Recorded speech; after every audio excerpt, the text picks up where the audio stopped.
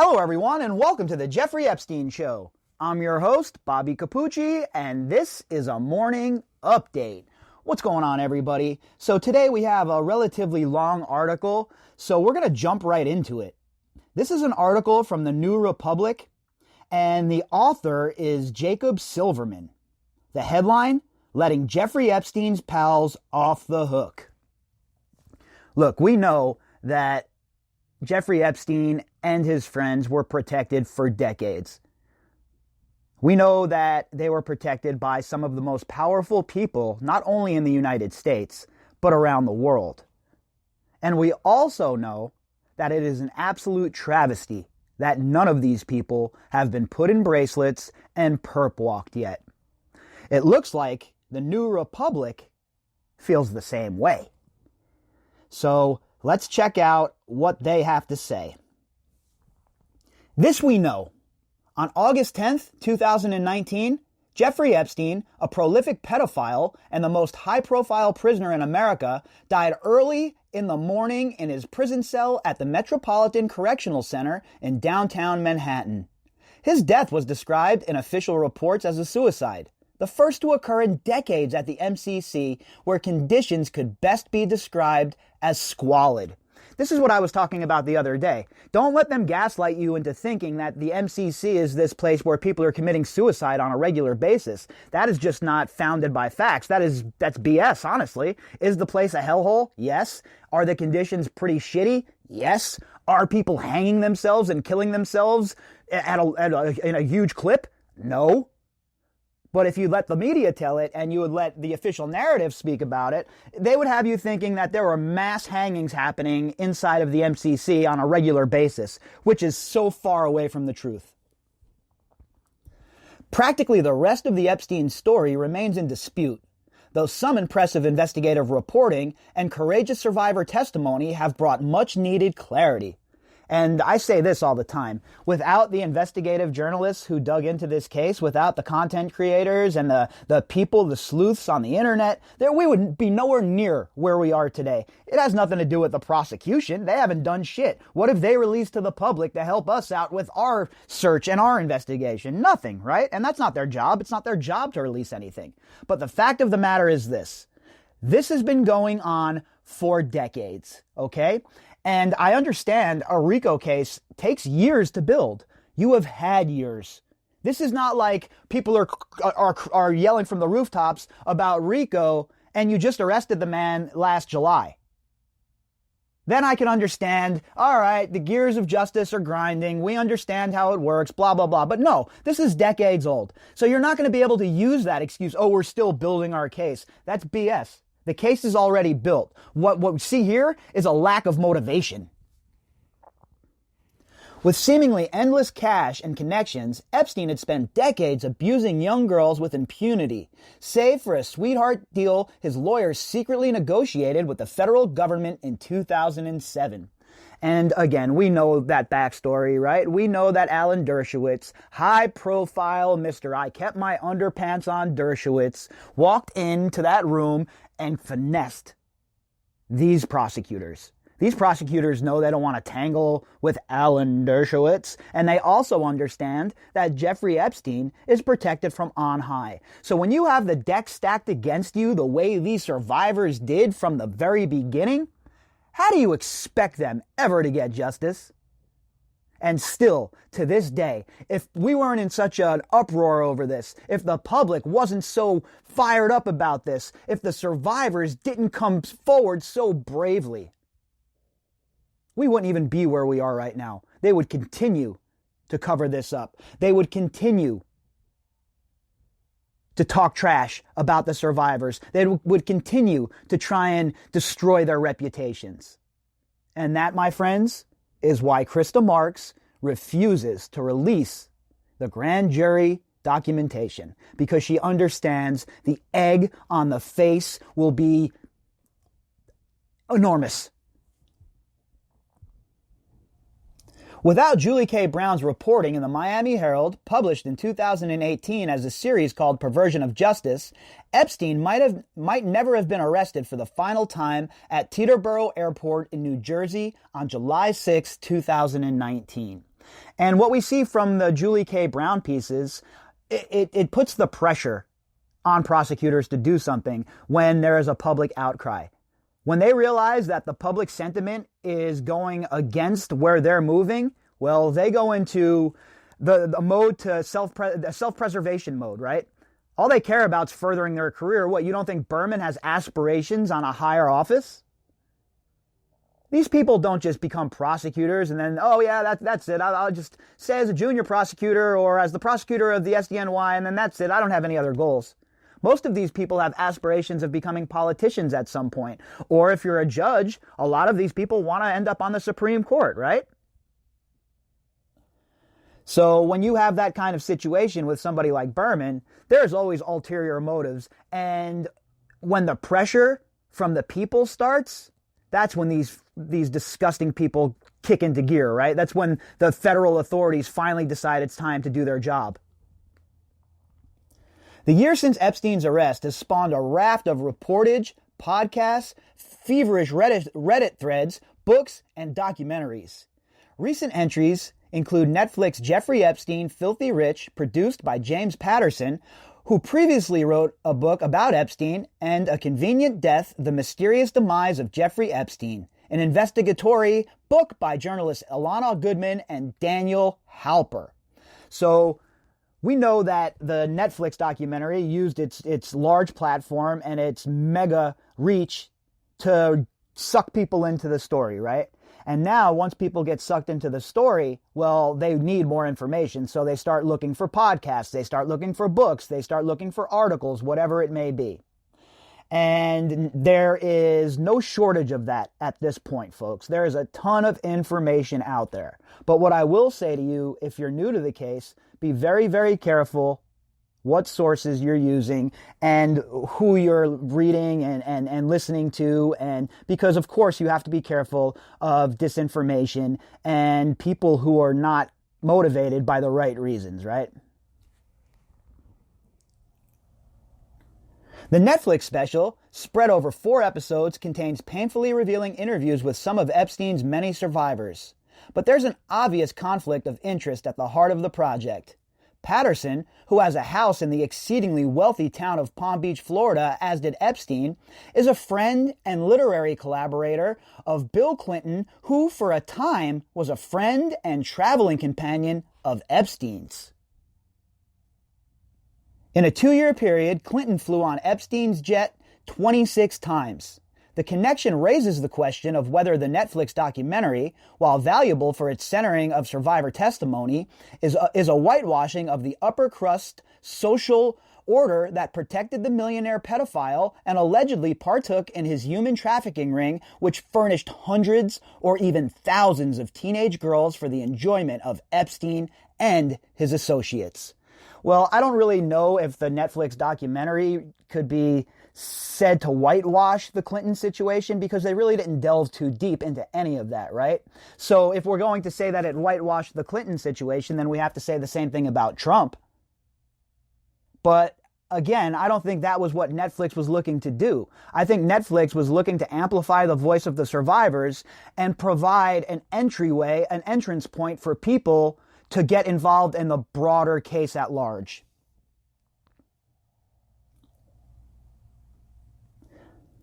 With a few exceptions, A Convenient Death is about as up to the moment as the sluggish book publishing industry might allow.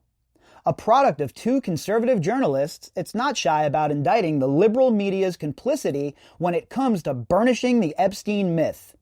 He's a demon now, but for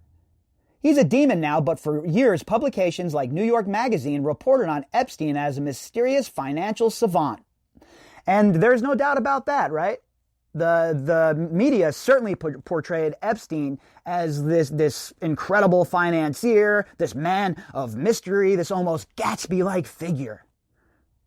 Meanwhile, people knew exactly what was going on. And if you don't think these so-called journalists knew, you're crazy. You think a guy like George Stephanopoulos has no idea what's going on with Jeffrey Epstein? Oh, he knew, and he didn't care. Point blank, period. A guy like George Stephanopoulos does not care one lick about these survivors. If he did, he would not have been at Jeffrey Epstein's house for the party for Prince Andrew after Jeffrey Epstein was committed of his crimes. It also considers Bill Clinton's close association with Epstein and Ghislaine Maxwell, who played the role of Epstein's sexual partner, madam, and fixer. It misses it all right there. How about just co-conspirator? That sums it up perfectly. According to the authors, Maxwell likely carried on a sexual relationship with Bill Clinton in the early 2000s.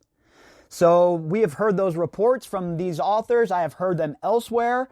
And look, it doesn't shock me, and I wouldn't be surprised. We know that Bill Clinton has a problem keeping it in his pants. We know that Bill Clinton is a womanizer. And we know from several sources that Bill Clinton is not the most moral man in the world, huh? So why would anyone think that he wouldn't be carrying on an affair with Ghislaine Maxwell, especially if he thinks that that could move the needle in his favor when it comes to donations or favors from Epstein? She also became close friends with Chelsea Clinton, and that's just weird too, right? So, this is your dad's gumad, and she's friends with your daughter? It's just so weird. The absolute disrespect Bill Clinton shows to Hillary Clinton on a regular basis is just, I don't even understand. How could she stay with this guy? In 2009, Maxwell, whose current whereabouts are unknown, was served a subpoena in an Epstein-related lawsuit while attending a Clinton Global Initiative conference devoted to human trafficking, a subject she likely knew much about. That embarrassment didn't stop her from attending Chelsea Clinton's wedding the next year, nor from attending later CGI Clinton Global Initiative events. So, she was served a subpoena in the Epstein-related lawsuit while she was at a conference put together by the Clinton Global Initiative, mind you, that was devoted to human trafficking. How often have we seen this? How often have they thrown it right in our faces what they're doing? How brazen could they be? And we allowed it. These disgusting people, these half-stepping, weak-ass prosecutors allowed it. And people like Bill Clinton acted as a vehicle and as supreme enablers for not only Jeffrey Epstein, but for the rest of his criminal organization.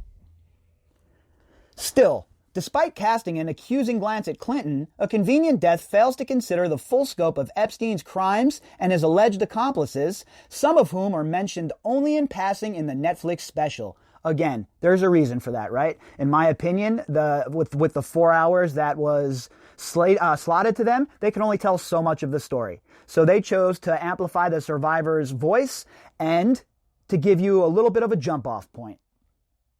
Taken together, the documentary series and the book tell us more about who Epstein was and his diabolical crimes, but they only gesture at the powerful networks of money, political power, and social privilege that helped sustain Epstein's world. And that is where shows like this come in and the Prince and the Pervert podcast come in. We fill in the gaps, right? We fill in the gaps for you. For those of you who are just listening, who might not have been following the story too closely, you've probably watched the Filthy Rich documentary, and now you find yourself digging for more information. Well, you are in luck. You have come to the right place. The numerous inconsistencies surrounding Jeffrey Epstein's death could fill its own book. There's another documentary series available online about that subject, and a lot of powerful people had reason to want him dead. Epstein was friends with presidents, princes, billionaires, and famous scientists, lawyers, and journalists, and sometimes told others that he had dirt on these people. Not only did he tell others, we've heard from credible sources like Virginia Roberts, Maria Farmer, and others that this man had the whole entire place cameraed up, wired up, ready to go, so that he can compile these dossiers and in turn control the people who were in his orbit. All of his houses were reportedly wired for surveillance. 2 of his survivors recall being shown a kind of security room with banks of monitors showing live feeds from throughout Epstein's mansion. And if you've ever been into a surveillance room in a business, you know what it looks like, right? You have all of the TVs everywhere, you have the switchboard, and then you have the little area where you can sit and monitor what's going on throughout the whole entire area that's wired up. Over many years, Epstein received at least 3 massages a day from girls who were often lured with the promise that they would receive $200 for performing a massage. Invariably, Epstein turned the massages into assaults. The girls were then offered more money if they brought in a friend to replace them.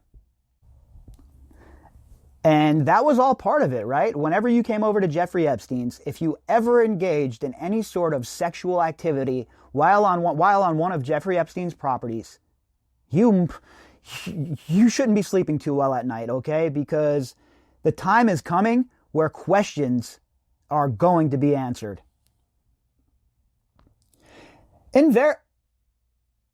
Friends recount being toured through rooms and having cameras pointed out to them. This was a blackmail scheme, says Virginia Roberts, one of Epstein's survivors in Filthy Rich.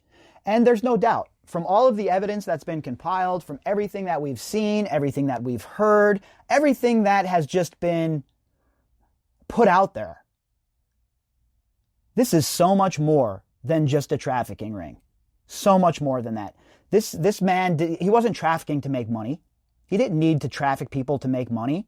The whole reason, besides his own disgusting proclivities, was this was a vehicle for them to compile dossiers and to grab information on powerful people who were within Epstein's orbit. And once he had them under his thumb, once he had them on tape with underage girls, well, there was no limit to the extortion. Because guess what, folks? You can survive an affair. You can survive even stealing, perhaps. But you will never, ever be able to survive a scandal that involves children.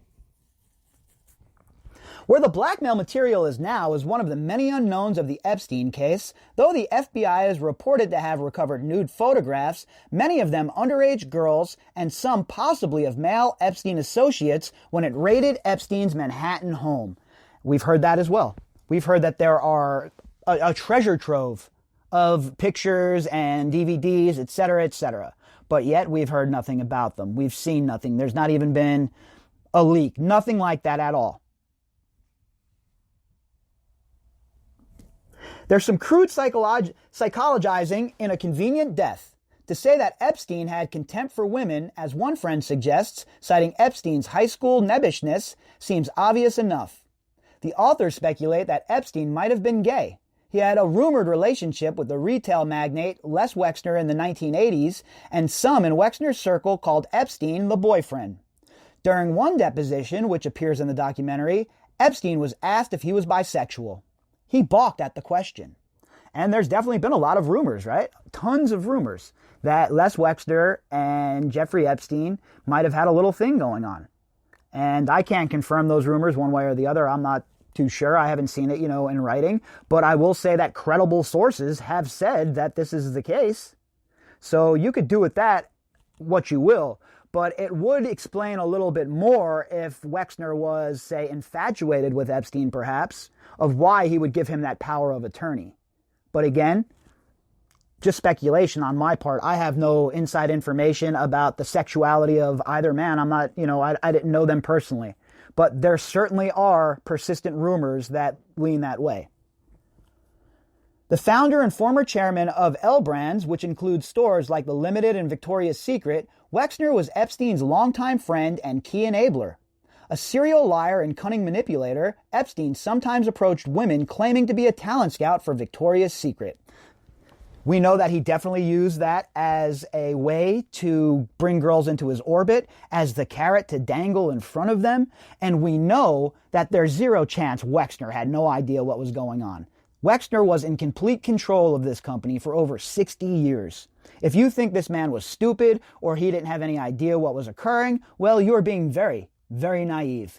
Because at the end of the day, there is zero chance that Wexner was not complicit in this. There is zero chance that Wexner does not hold some of the responsibility for what occurred on his New Albany property with Maria.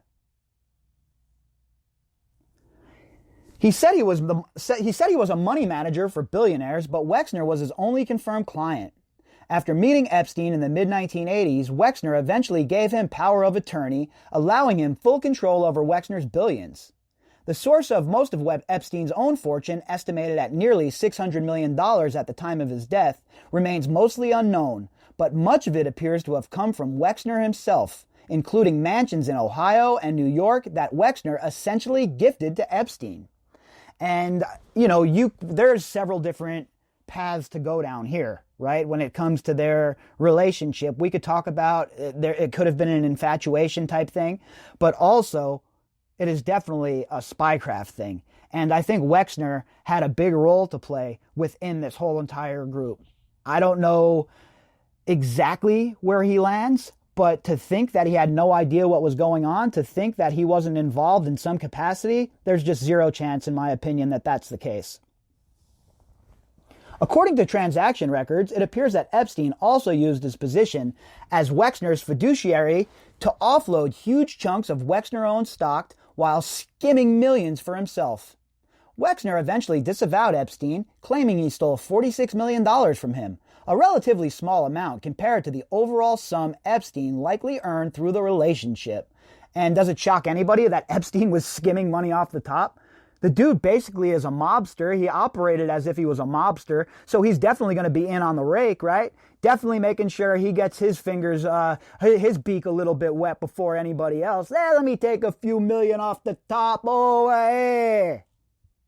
Folks, there is so much money laundering going on here. There are so many financial crimes that occurred on a daily basis with these people, and yet the only two people who are arrested so far are the lowly jailhouse guards who are being made scapegoats. Epstein's associations extended widely, and friends gave liberally both to Epstein charities and his pet causes at Harvard and MIT. Leon Black, the chairman of Apollo Capital, gave Epstein $10 million. Bill Gates, who called Epstein's lifestyle kind of intriguing, allegedly gave the MIT Media Lab $2 million at Epstein's direction.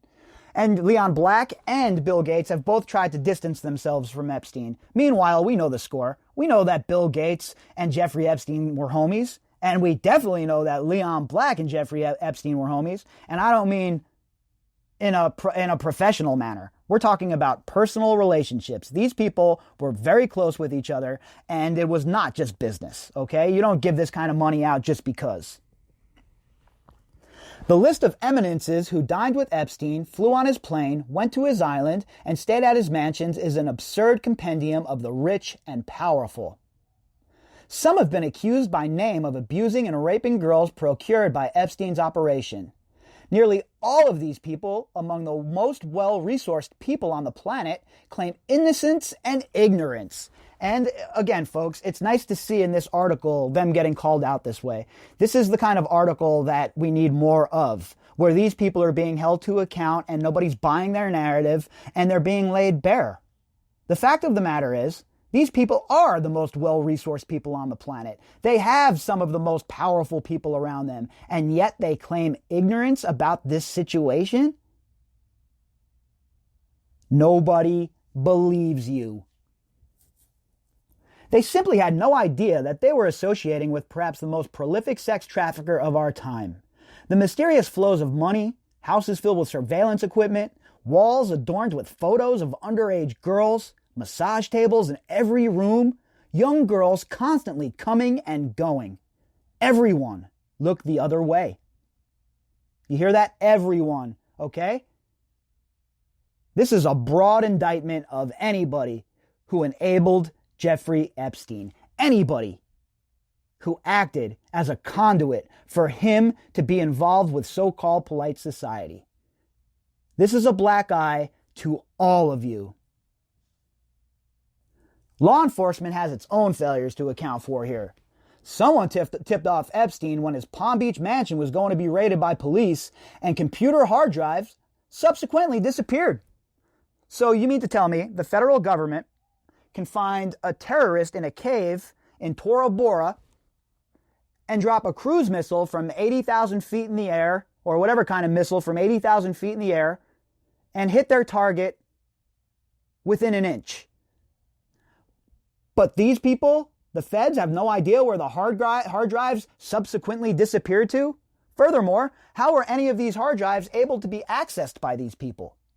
Why weren't every single one of these houses raided at the same exact time? What is it that the federal government is hiding?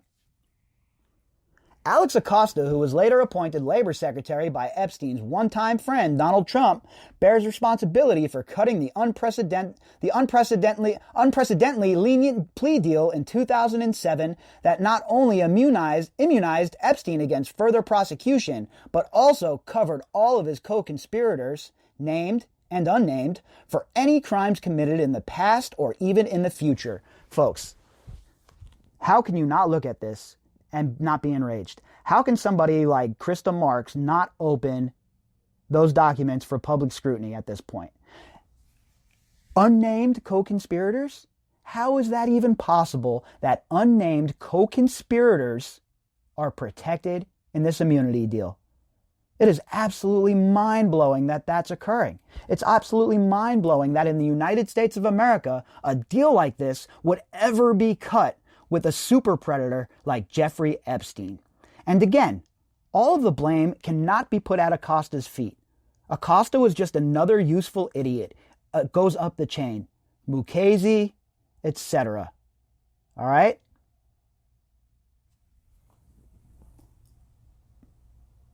It was a stunning giveaway, one that broke the hearts of survivors and their advocates.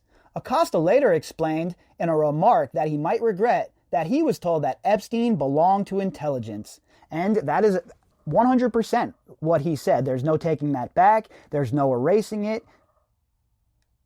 Acosta himself came out and said that Epstein belonged to intelligence, and that was why the plea deal was what it was. Put an underline under that, because that's the statement of the year. That right there tells you everything you need to know. That brings us to the ultimate question hovering over the Epstein saga, one that's difficult to address because it bleeds so easily into the conspiratorial. What was it all for? And I think it's easy to say, oh, it bleeds into into conspiracy theories because it's so crazy. It's so crazy that it defies reality almost that this occurred. So, of course, people are going to think right away, well, come on, this is crazy. This has to be a conspiracy. But when you really dig, when you really get going, and you start to shake the trees and kick the bushes, what you find is a story that, while it defies reality, is telling of where we are as a society and where the people who are in control of our society have taken us.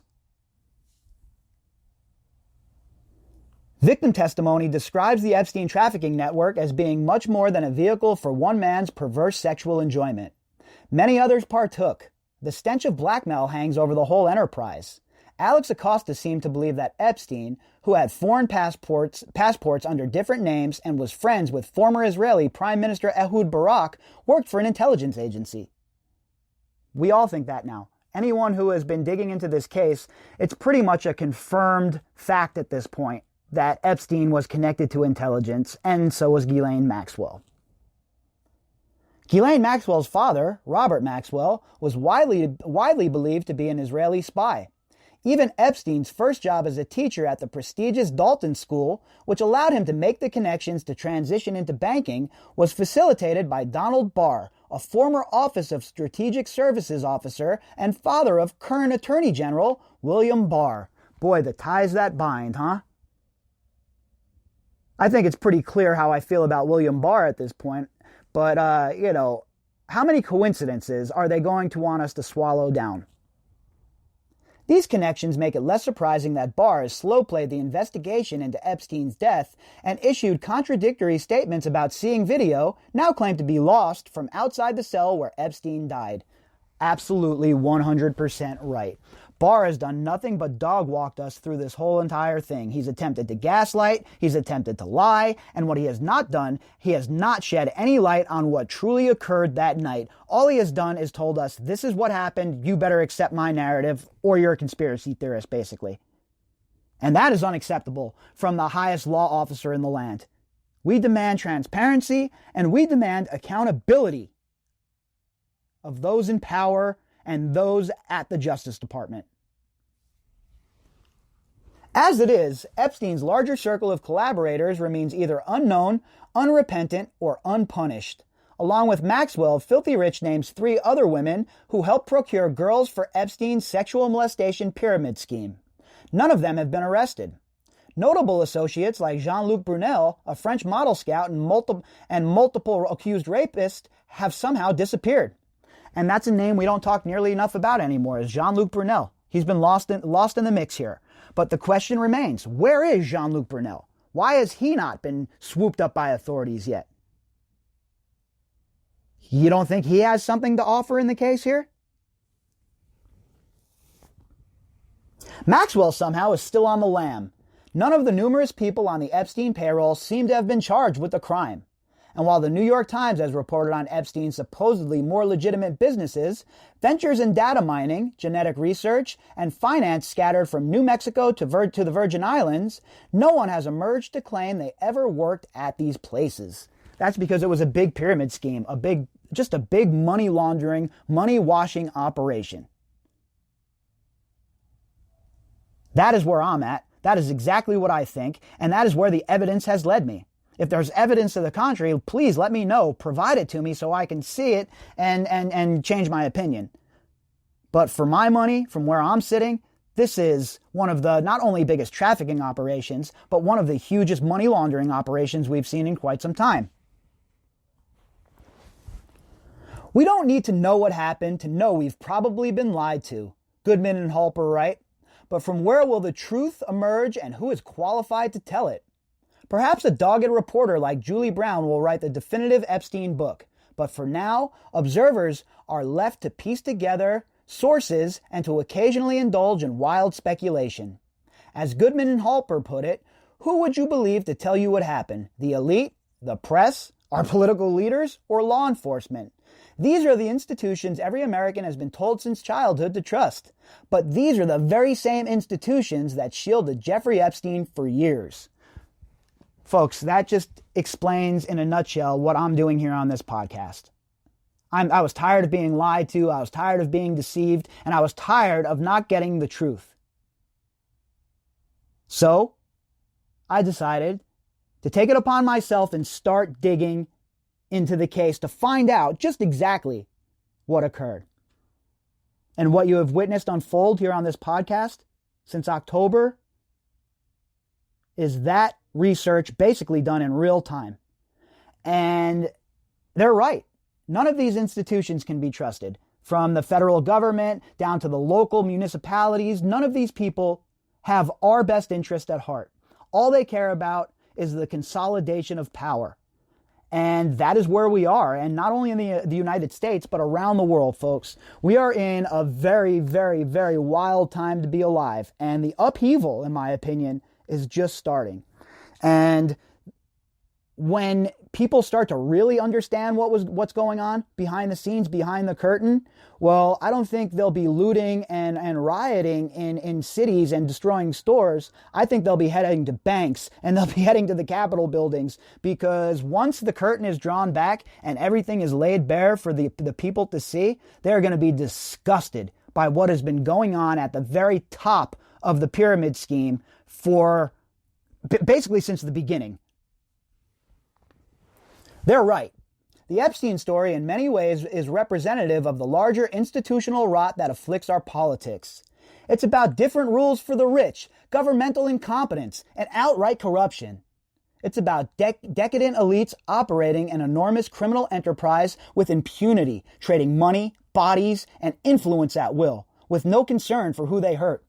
Sounds like this guy's been listening to the podcast, perhaps, huh? Because that's the two-tier justice system right there for you, folks. One set of rules for them, and one set of rules for us. We are not invited to their great party, okay? You are not part of their crew. You are not part of their group. And you will never be.